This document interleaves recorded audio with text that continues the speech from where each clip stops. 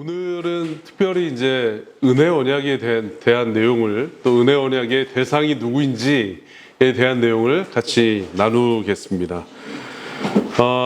특별히 오늘은 머리라는 표현을 여러분들이 좀 주목해 주셨으면 좋겠습니다. 머리. 다른 말로 하면 대표성을 가진다라는 이제 뜻인데, 첫 번째로 행위 언약의 대상은 누구인가라는 부분을 살펴보면 행위 언약의 주체는 하나님이십니다. 삼위 하나님이시고 대상은 인류의 머리인 아담입니다. 그죠? 그다음에 행위 언약은 하나님의 은혜로운 낮아지심을 기초로 세워진 언약이에요. 그러니까 이게 당연히 아담이 자, 하나님 저와 언약을 맺어 주셔야 됩니다 라고 권리를 주장할 수 있는 내용은 아니었어요. 그런 측면에서 봤을 때 행위 언약 역시 하나님의 은혜에 기초하는 언약이었다라는 부분입니다. 그죠?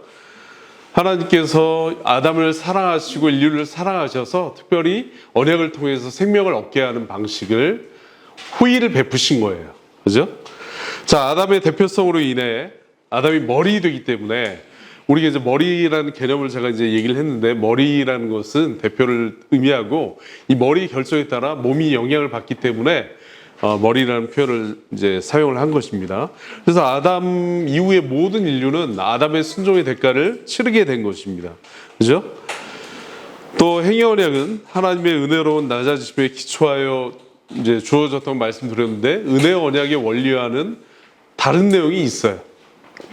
두 번째로 은혜 언약을 살펴보면 은혜 언약의 주체자는 성부 하나님이시고 계약을 이루시는 대상은 둘째 아담이신 예수 그리스도입니다. 자, 여기에서 중요한 부분이 있는데, 첫째 아담, 첫 번째 인류의 머리가 됐던 아담이 행위 언약에 실패했기 때문에, 그 죄로 말미암아 완전히 타락했기 때문에 여기에 인간의 공로가 들어갈 수 있다 없다? 없어요. 이제 완전 실패해서 의를 완전히 상실했기 때문에 그 상태에서는 은혜 언약의 어떤 공로를, 우리의 어떤 의나 노력에 의한 어떤 공로나 율법을 지키고자 하는 어떤 수고나 이런 것들이 들어갈 여지가 없다는 거예요. 그죠? 두 번째, 둘째 아담이신 예수님은 첫째 인류의 대표자인 아담과 대비되는 분입니다. 그죠? 행위 언약의 머리는 아담이었고 은혜 언약의 머리는 둘째 아담이신 예수님이에요. 대비된다는 거예요. 그죠?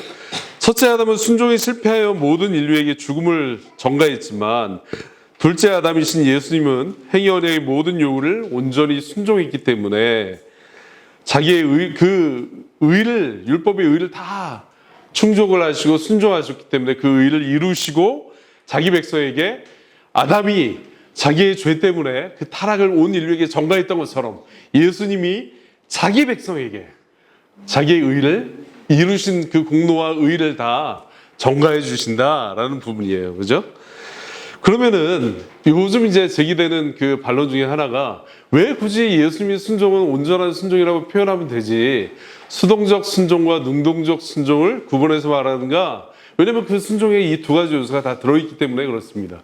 수동적 순종이라는 거는 죄의 형벌의 문제, 하나님께서 죄를 심판하시고 그 죄의 책임을 묻는 그 문제를 예수님께서 십자가에서 인류를 대신해서, 자기 백성들을 대신해서 짊어지셨기 때문에 수동적인 순종이다라고 이제 표현을 하는 거고, 능동적 순종 또는 적극적인 순종은 어떤 의미냐면, 하나님께서 이 단지 죄의 심판만을 요구하시는 게 아니에요. 하나님께서는 의를 요구하십니다. 의를. 하나님께서 요구하시는 온전한 의가 있거든요. 그게 무엇이냐면 율법을 온전히 다 이룸으로써, 순종함으로써 얻게 되는 의인데, 이걸 예수님께서 다 율법을 지키시고 적극적으로 다 순종하고 하나도 빠짐없이 이루셨기 때문에 그 의를 우리에게 전가해 준다는 측면에서 하나님의 능동적 순종이 그 온전한 순종 안에 포함되어 있다라는 부분입니다. 그죠?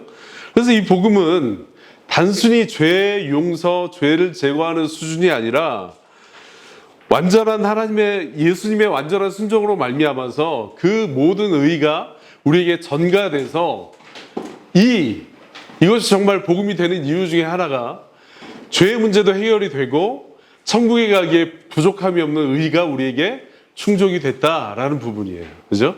예수님이 그것을 다 이루셨다. 대신해서. 그죠? 우리가 은혜 언약을 통해 생각해야 될 내용은 이 부분이에요. 과연 누가 하나님께서 요구하시는 의를 이룰 수가 있겠는가라는 부분입니다. 그죠? 아담의 실패 이후에 모든 인류가 불가능했지만 오직 예수님께만 이 부분이 가능했기 때문에 예수님께서 대신 하나님 앞에서 십자가에서 우리의 죄와 또 이 땅의 공생애를 사시면서 우리의 모든 그 율법의 순종의 의를 전가해 주심으로 말미암아 우리가 그 의를 덧입게 되었다라는 부분입니다. 그죠? 하나님께서 십자가에서 우리의 책임을 요구하지 않으셨고 우리의 대속자 되시는 예수님께 대신 책임을 물으신 거예요.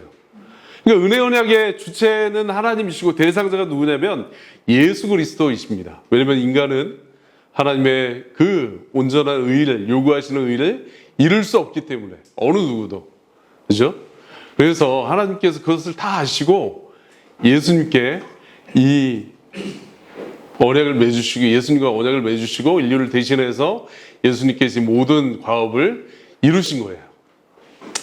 아담과 예수님의 가장 큰 차이가 뭔지 아십니까? 아담과 예수님의 가장 큰 차이. 둘 다 처음 시작에 죄가 없었거든요.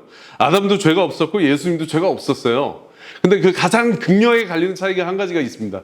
이게 바로 행위 언약과 은혜 언약의 극명한 보증의 차이인데 그게 뭐냐면 하나님께서 아담에게 그 행위를 요구하셨잖아요. 그죠? 이것들을 다 순종하면 내가 너에게 생명을 줄 거야 라고 했는데 아담은 죄가 없는 상태였지만 어떤 상태였어요? 죄를 지을 가능성이 있는 상태였어요. 아담은 의로움과 거룩함과 지식이 있었어요. 그게 하나님께서 인간에게 주신 선물이었거든요. 근데 그것과 더불어서 어떻게 해요? 자유지가 있어서 죄를 지을 가능성도 존재했다. 근데 둘째 아담이신 예수님은 극명하게 대비되는 큰 차이 중에 하나가 뭐예요? 죄를 지을 가능성이 있다 없다? 없었다라는 부분이에요. 바로 이 부분. 예수님의 그 신인성의 연합으로 인해서 죄 지을 가능성이 삭제됐다라는 부분이에요. 이게 바로 은혜 언약의 확실한 보증이 예수님께 기초에 있다라고 얘기하는 부분입니다. 실패할 가능성이 없어요. 만약에 예수님도 아담처럼 실패할 가능성이 있었다면 그 언약은 불완전한 언약이라고 할 수 있는 거예요. 그죠? 결론적으로 예수님 다 지키셨으니까 끝난 거 아니야? 라고 이렇게 반문할 수 있지만 여전히 그 실패할 가능성이 있었다면 그것은 온전한 언약이라고 말할 수 없어요. 그렇잖아요. 학자들 중에도 이런 사람들이 있어요. 과거에.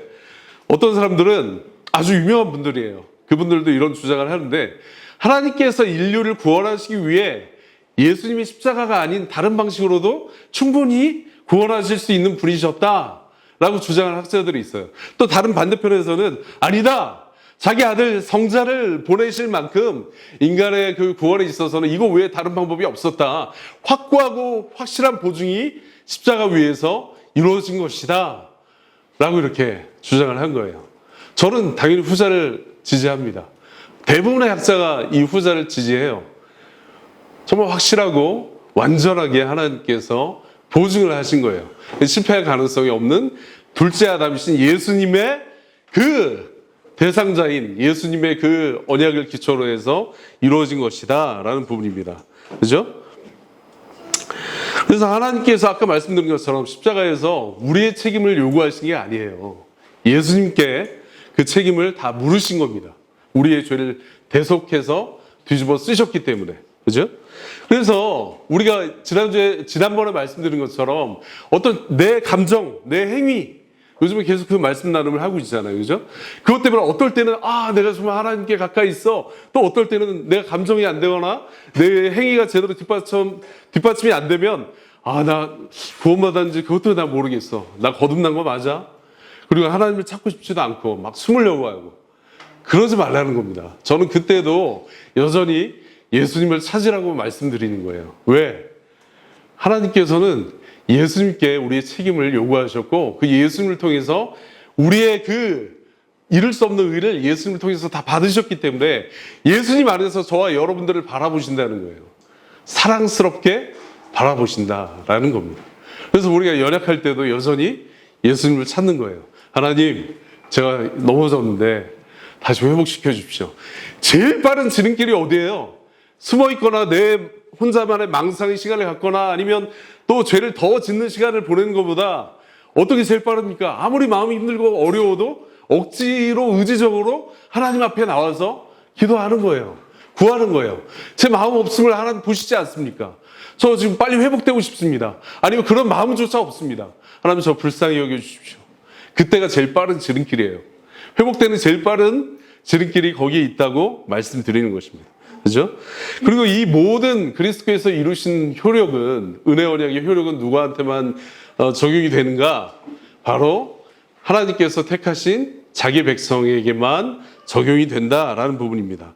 은혜 언약의 대상은 모든 인류가 아니에요. 어떤 사람들처럼 하나님의 사랑이 너무 크시기 때문에, 예수님의 십자가의 그 구속의 사랑이 너무나 크기 때문에 온 인류를 다 구원하실 수 있다. 이건 반만 맞는 말이에요. 그렇지만 이 은혜 언약의 효력의 적용은 모든 인류에게 적용되는 것이 아니라 예수님을 믿고 사랑하는 사람들에게만 적용이 된다라는 부분입니다. 이걸 신학적인 용어로 제한 속죄라고 얘기합니다. 그죠? 이 땅에는 여전히 타락한 아담의, 첫째 아담의 그 아담을 머리로 두고 살아가는 사람들이 있어요. 두 부류의 사람이 있는데 또 한 부류의 사람은 여기 있는 분들처럼 둘째 아담이신 예수님을 머리로 주인으로 삼고 살아가는 사람들이 있습니다. 이 두 부류의 이 땅에서의 삶은 죽음 이후에 어떤 삶을 살게 될지를 가름짓는 아주 중요한 이 땅에서의 삶이라고 할 수 있어요. 그렇기 때문에 모든 인류가 다 구원받는 것은 아니고 예수님을 진실되게 믿고 사랑하는 사람들에게만 하나님께서 약속하신 이 예수님 안에 있는 은혜 언약이기 때문에 예수님을 믿는 사람 안에서만 은혜 언약의 효력이 적용이 된다라고 말씀드리는 겁니다. 그죠? 자, 또 중요한 두 번째는 행위 언약 안에서는 하나님의 인류의 대표인 아담을 주목하시지만 은혜 언약 안에서는 죄인인 우리를 주목하는 것이 아니라 우리를 대신해서 모든 의를 온전히 이루신 예수님을 하나님이 주목하신다라는 부분이에요. 그죠? 그리스도를 보시고 그리스도 안에서 우리를 똑같이 하나님이 우리를 바라보실 때 사랑스럽게 보신다라는 거예요. 자, 이 부분이 정말 놀라운 부분이에요. 하나님이 예수님을 너무 사랑하시거든요. 서로를 너무 깊이 아시고 서로를 초월하는 지식을 가지고 서로를 너무 깊이 아시고 너무 사랑스러워서 온전한 사랑으로 서로를 사랑하시는데 성부 하나님께서 특별히 우리들을 바라보실 때, 예수님을 믿는 사람들을 바라보실 때 예수님을 바라보듯이 바라봐 주신다라는 부분입니다. 이게 얼마나 놀라운 사랑입니까? 그죠? 좀 한번 생각해보고 묵상해봤으면 좋겠어요. 하나님이 예수님을 너무 사랑하시잖아요. 그죠? 예수님도 자기 십자가를 지기 전에 아버지를 너무 사랑해서 정말 저 지고 싶지 않지만 하나님의 뜻이면 제가 지겠습니다. 바로 그냥 이렇게 말씀을 하실 정도로, 순종하실 정도로 사랑하셨거든요.